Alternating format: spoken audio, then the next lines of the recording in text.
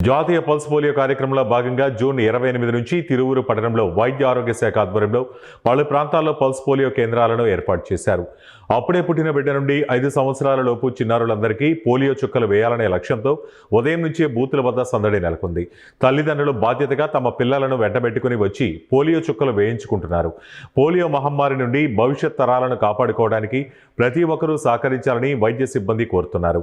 మొదటి రోజు బూత్కు రాలేని చిన్నారుల కోసం జూన్ 29, 30 తేదీల్లో ఆశా వర్కర్లు, ఏఎన్ఎంలు ఇంటింటికి వెళ్లి చుక్కలు వేయనున్నారు. బస్టాండ్, ప్రభుత్వ ఆసుపత్రి, అంగన్వాడీ కేంద్రాల వద్ద ఏర్పాటు చేసిన బూత్లలో ఉదయం 8 గంటల నుంచి సాయంత్రం 5 గంటల వరకు పోలియో చుక్కలు వేస్తున్నారు.